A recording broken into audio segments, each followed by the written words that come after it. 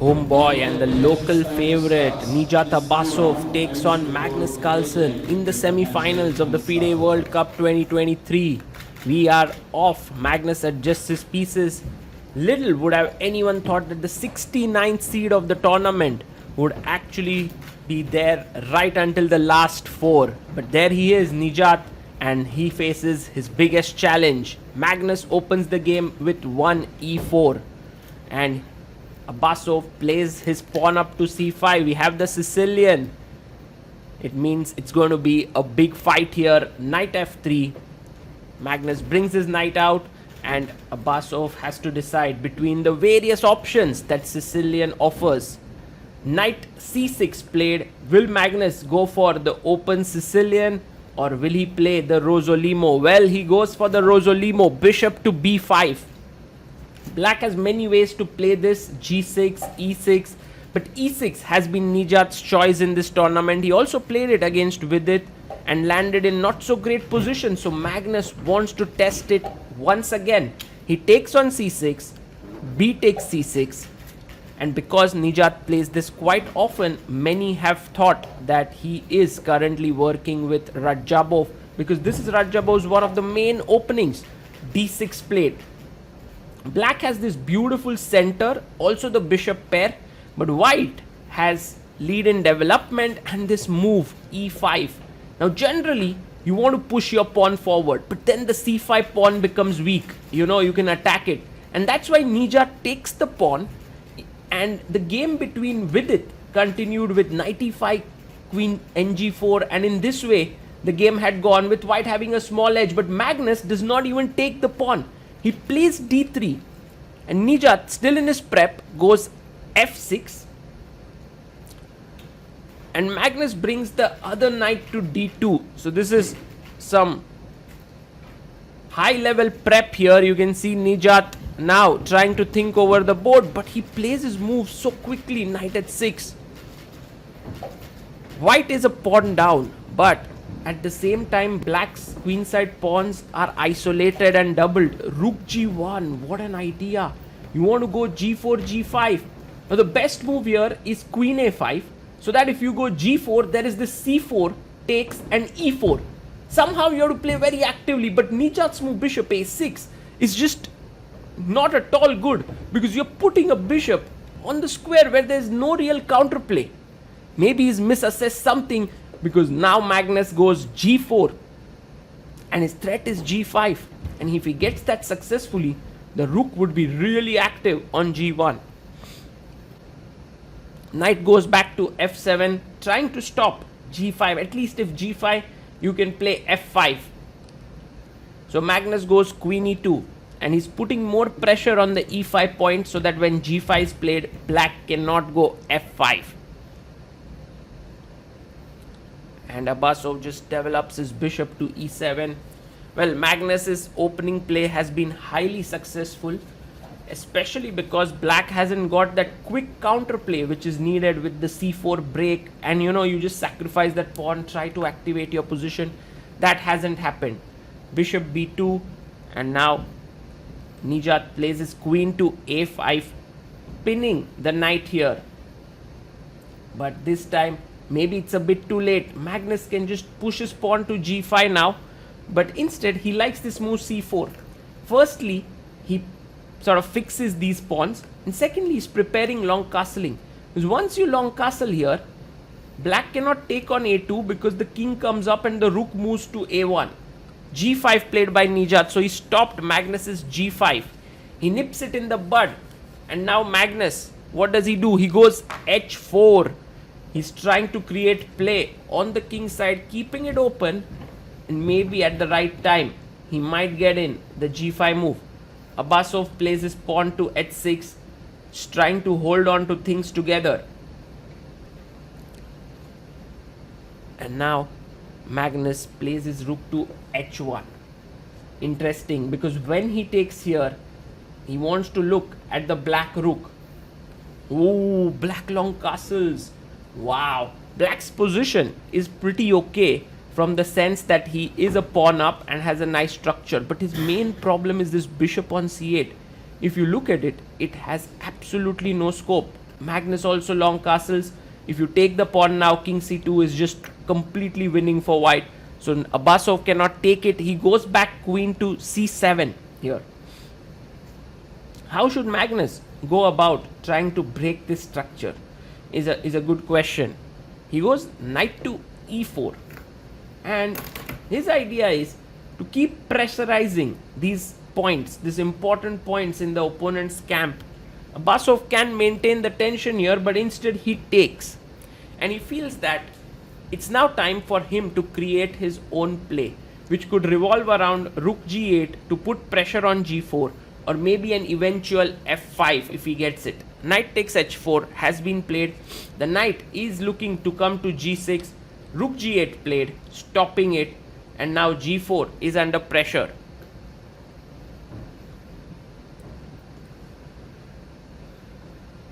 Magnus plays f4. Wow, he's trying to open up the position, because after takes he has knight takes f6 along with the bishop looking in here. But you know, amongst all of this, what is happening is, with the position opening up, the bishop pair starts to get more and more risky. So is the world's #1 player losing control here? Knight takes f6 played. He's attacked the rook. He's also attacked the e6 pawn here to give a check. Bishop took the knight, and now intermediate check could be nice, because he can also take the bishop with bishop takes f6. Magnus takes it. One thing which you have to appreciate Nijat is his time management. Even though he's put under so much pressure, he's maintained quite a decent time on the clock, 33 minutes, and they still have to make 18 moves before they reach 40, move 40. King b8 played, king is stuck to the side, and very important to take the bishop with the queen. If you had taken this with the bishop, then rook d e8 would have hit the queen. So queen takes f6, and now Nijat through bishop finally breathes. It wants to take here, and it's good news. Magnus takes his time and finds the best move in the position, rook d e1. His idea is to come in here. So for example, if you were to take this, then rook e7, rook d7, queen f7, and you lose material. So Nijat first plays his rook to d6, attacks the queen, and asks it to leave. White takes the pawn, queen takes on f4. And now rook to g4 played. Wow, this is getting so exciting. Both sides have only 4 pawns now left, but look at the black pieces, the activity which they have. Queen e3 played by Magnus.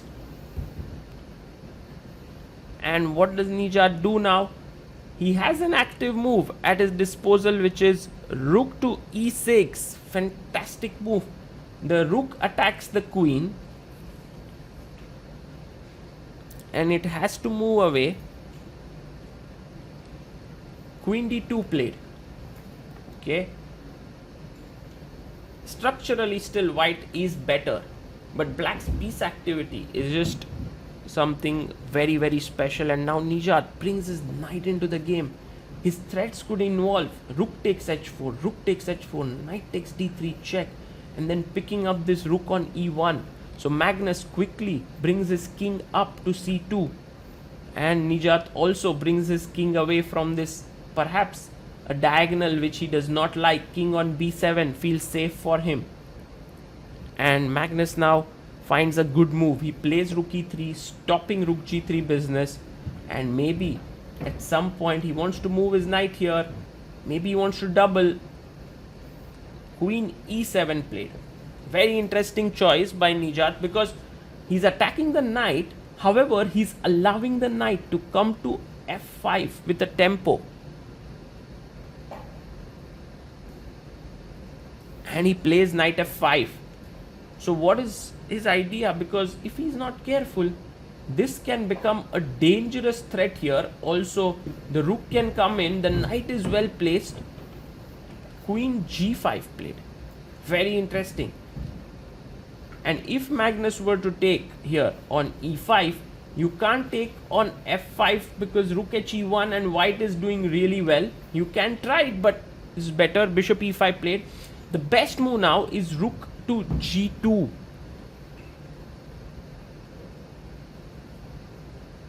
And in fact, Nijat finds it. Rook g2. And you can see there Magnus is under tremendous pressure because his opponent is finding some great moves here. Rook has to come back, otherwise you will be in trouble. And now, not to take here, that would be a positional mistake, but rook e2. Good move. And after queen takes, now you can pick up the knight. And the position has simplified a lot. It has simplified to the extent that now it's opposite colored bishops and the position is around equal. So fantastic play by Nijat, matching Magnus Carlsen move by move. Rook h5, attacking the queen. Now the queen has to move, but where exactly should it go? Queen f7 is played to keep an eye on the rook. And here perhaps king b2, maybe tucking the king at a3 would be an idea.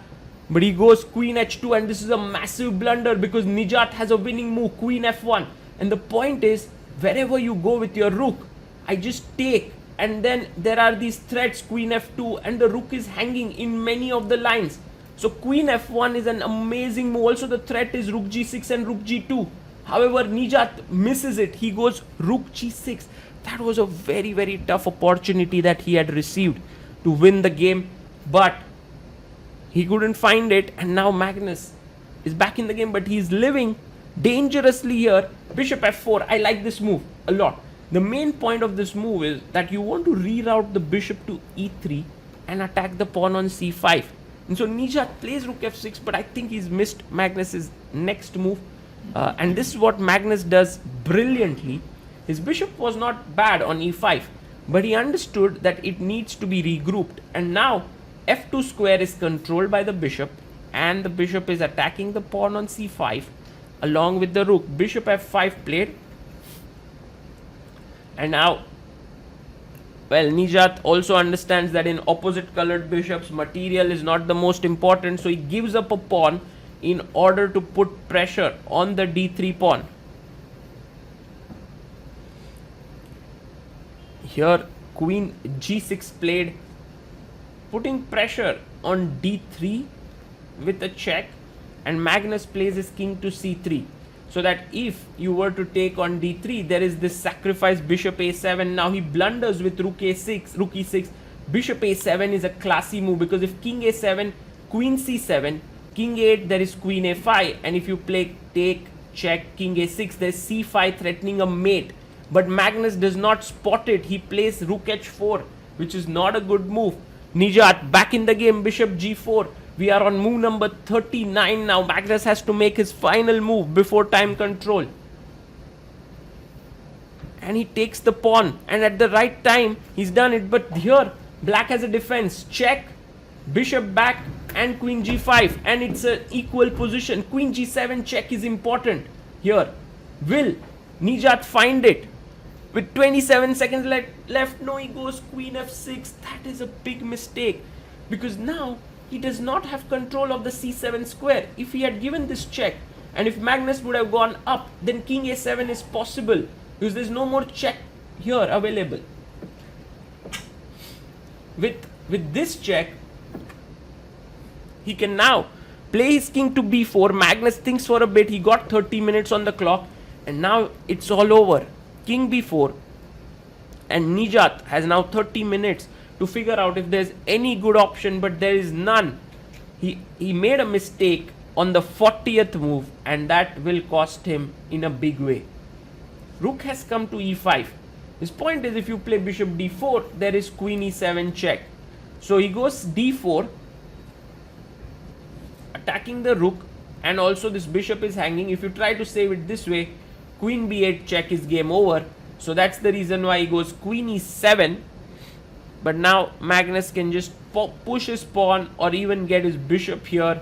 But I think pushing the pawn makes a lot of sense because the rook cannot move anymore. There is a mate here. Nijat resigns. Magnus wins it What a game that was. In the end, there was so much pressure on both the players making errors. Let's listen to their post-game analysis and try to see what they have to say.